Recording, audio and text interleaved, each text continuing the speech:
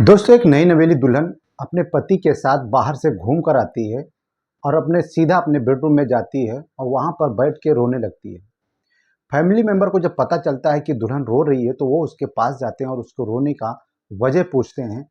वो औरत कुछ बता नहीं रही थी, सिर्फ रोए जा रही थी। उसके आंसू रुक ही नहीं रहे थे और वो बार बार बेहोश हो जाती थी। बोलते रोते रोते वो बेहोश हो जाती थी। घर वाले मेंबर उसको पूछने की जब जब कोशिश करते तब तक वो बेहोश हो जाती। जैसे ही कुछ बताने की कोशिश करती तब से वो उसका होश गायब हो जाता, वो बेहोश हो जाती थी। घर वालों को समझ में नहीं आ रहा था कि आखिर इसके साथ हुआ क्या है। सुबह में जब अपने पति के साथ घूमने गई थी तब तो अच्छी खासी थी, अभी इसकी तबीयत क्यों खराब हो गई, क्या हो गया, कुछ बता भी नहीं रही है। ऐसे होते करते पूरी रात गुजर जाती है। उस दुल्हन के आंखों से आंसू रुकने का नाम नहीं ले रहे थे। घर वाले परेशान थे। लेकिन जब सुबह होती है तो वो दुल्हन जो अपने साथ हुए उस वाक़ये को बताती है अपनी फैमिली को, तो घर वाले एकदम सन्न रह जाते हैं। उनके पैरों के नीचे से ज़मीन खिसक जाती है, वो जड़ हो जाते हैं, सोचने पे मजबूर हो जाते हैं कि ऐसे मेरी बहू के साथ कैसे हो सकता है, जबकि मेरा लड़का उसके साथ था। ये सब बातें उसके पति को सब पता थी। पति उसके पास आता है और अपनी दुल्हन को समझाते हुए बोलता है कि तुमको परेशान होने की कोई ज़रूरत नहीं है, तुमको टेंशन लेने की कोई ज़रूरत नहीं है। हमने तुमसे प्यार किया है, तुमसे शादी की है और 7 जन्म तक तुम्हारे साथ जीने मरने की कस्में खाई है और जहाँ तक हो सके तक जो भी लड़ाई लड़नी होएगी हम तुम्हारे साथ लड़ेंगे।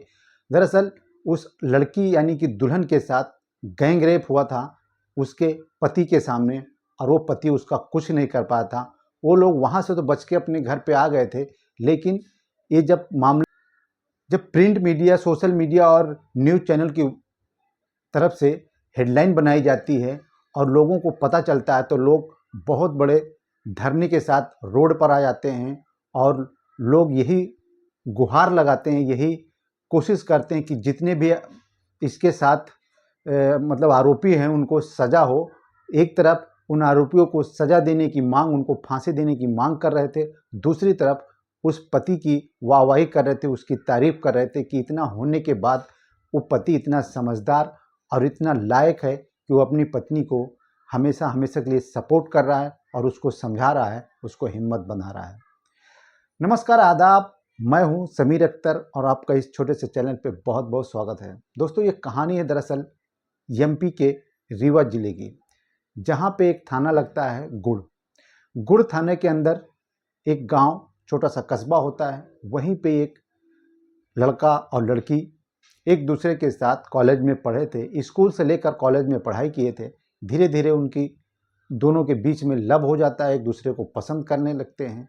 जब ये बात उनके घर वालों को पता चलती है तो वो लोग इस रिश्ते को सहमति जताते हैं और होते करते ये दोनों की शादी हो जाती है।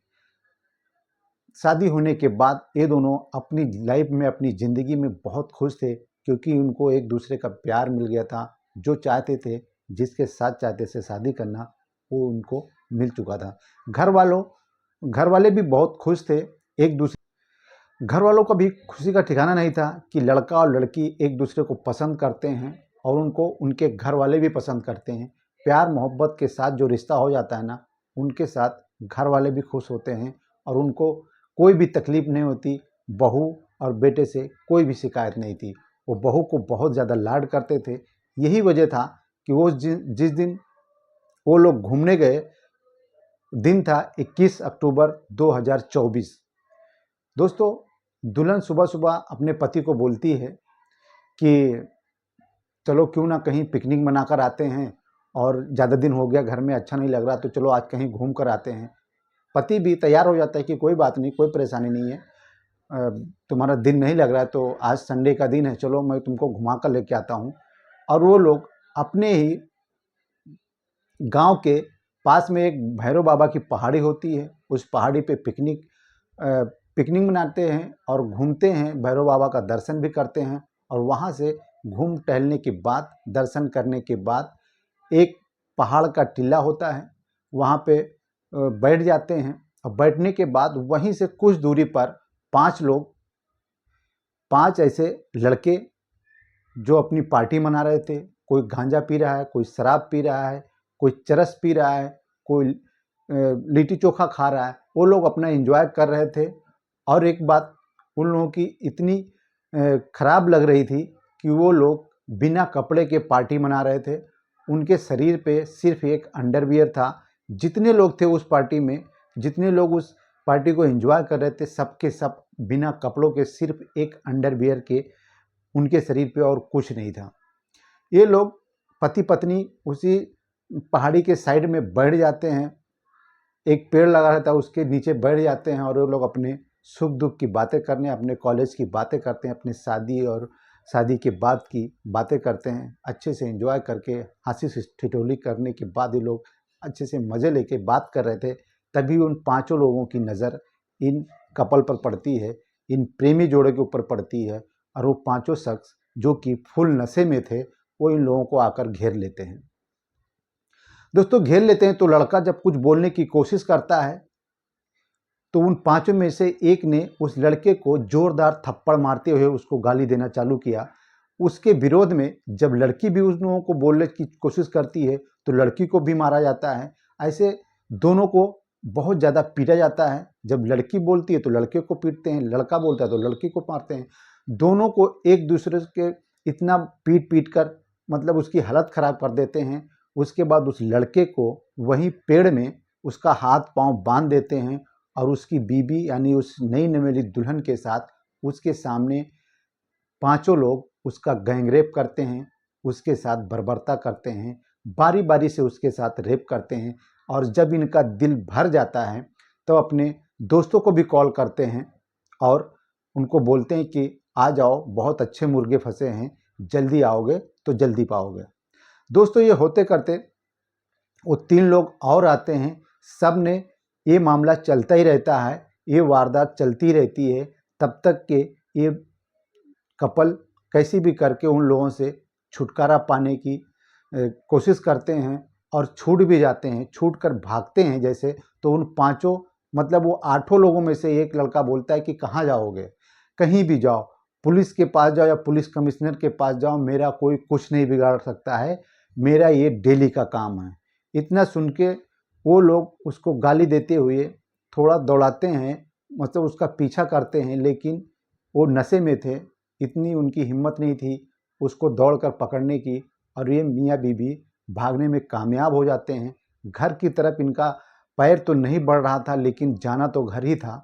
दोस्तों, घर में आते ही एक दूसरे से बात करते करते रोते भी लगते अपने घर पर पहुंचते हैं, और घर पहुंचकर लड़का एक तरफ कोने में बैठ जाता है, बीबी अपने बेडरूम में चली जाती है। और फिर ये कहानी किसी को पता नहीं थी कि इस कपल के साथ क्या हुआ है। वो घर में आती है और घर में आने के बाद अपने बेडरूम में जाकर रोने चिल्लाने लगती है।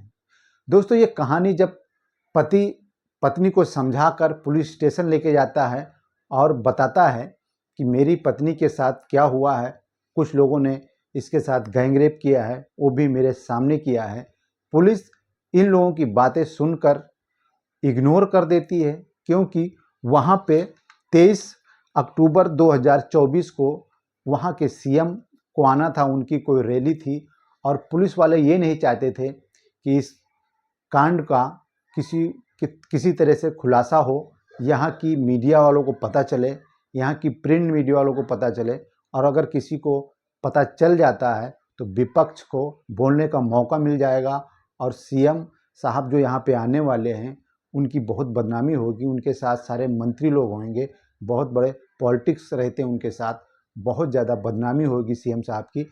इस वजह से पुलिस ने उस केस को 2 दिन तक ऐसे ही दबा के रखा। सीएम साहब आते हैं और वहाँ से चले जाते हैं उस इलाके में। जब इस केस का मीडिया को पता चलता है, सोशल मीडिया वालों को पता चलता है, तो वहाँ के उस राज्य में सबसे आज तक की सबसे चर्चित घटनाओं में से एक मानी जाती है। दोस्तों, ये घटना इतनी दरिंदगी भरी थी कि लोग जब इसको सुनते थे, जब इसको पेपर में पढ़ते थे, जब इसका न्यूज़ सुनते थे, तो उनकी दांतों तले उंगली दबा लेते थे और उनकी रूह कांप जाती थी कि दोस्तों, उनके साथ ऐसा जघन अपराध कैसे हो सकता है, वो भी एक मंदिर के सामने।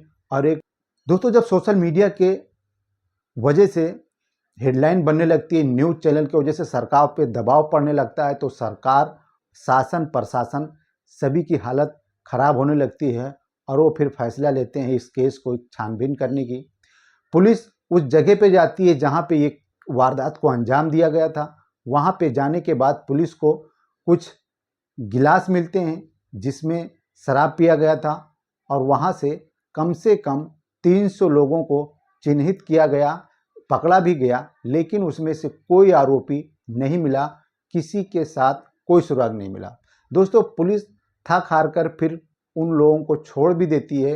वो 300 लोगों में से वो 5 लोग जो कि रियल में अपराधी थे, उन लोगों को जब पुलिस पकड़ती है तो वो दूसरी ही कहानी सुनाते हैं कि साहब, मैं तो गरीब आदमी हूँ, मेरे तन पे पहनने के लिए कपड़े तक नहीं हैं और हम लोग क्या ऐसा करेंगे। हम लोग तो वहाँ के जो लोग आते हैं उनसे मांग कर खाते हैं, हमारे पास हम कुछ नहीं करते, हम लोग काम धंधा करके गरीब आदमी, साहब हमको छोड़ दो। पुलिस उनके बहकावे में आ भी जाती है और शायद उनको छोड़ भी देती है। तभी 1-2 दिन के बाद पुलिस को एक वीडियो हाथ लगता है और वीडियो में वही 5 आदमी थे। दोस्तों, मैं वीडियो स्क्रीन पे लगा दूंगा, वो वीडियो आप देख सकते हो।